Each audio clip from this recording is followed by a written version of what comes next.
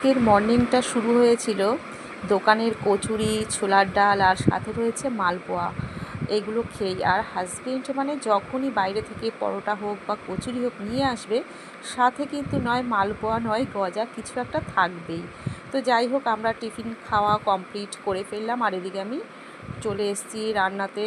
আর এদিকে রান্না হচ্ছে তেল পটকা, সাথে মাছের মানে মাছ রয়েছে, কাটা রয়েছে, সব দিয়ে একদম তেল পটকা হচ্ছে। আর শাশুড়িকে আমি রান্নার ফাঁকে চোখে ওষুধটাও দিয়ে আসলাম। ওনার 1.5 মাস হয়ে গেছে, চোখ অপারেশন হয়ে গেছে, কিন্তু এখনও দিনে 8-10 বার করে ওষুধ দিতে হয়।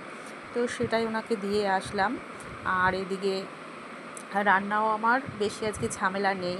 তো যেটাই করছি, তো এটা করেই একবার ঠাকুর ঘরে চলে যাব স্নান সেরে। যদিও বা আজকে হাজব্যান্ড পুজোটা দিয়ে রেখেছিল, আর ও যদি পুজোটা দিয়ে রাখে না, আমার অনেকটা মানে স্বস্তি হয়, মানে অনেকটা হালকা, মানে সেই টেনশনটা থাকে না যে গিয়ে পুজোটা দিতে হবে। কিন্তু তারপরেও কিন্তু আমি স্নান সেরে ঠাকুর ঘরে যদি না যাই, সত্যি মনটা শান্তি হয় না। আর মেয়ে চলে যাবার পর থেকে না, আমি প্রত্যেক দিন ঠাকুর ঘরে ঢুকে পুজো দেওয়ার পরে আমি কিন্তু সাথে সাথে গীতাটাও পাঠ করি। আর না পড়লে আমার মন সত্যি ভালো লাগে না।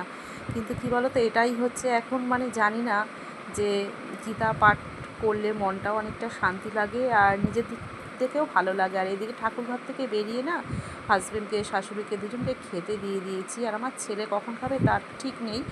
আর এদিকে দেখো, আজকে তো দেখালাম তোমাদেরকে যে কুমড়ো সেদ্ধ দেবো, পেঁপে সেদ্ধ দেবো। তো কুমড়ো সেদ্ধটা এতটা লাল আর এতটা মিষ্টি, খেতে খুব ভালো। আর এদিকে করেছি হচ্ছে আমের ফলসি আর টমেটো দিয়ে টক ডাল। আর এটা হচ্ছে কালকেরই মাছ। আর এই দেখো করেছি পটকা, আর দারুণ কিন্তু হয়েছিল খেতে।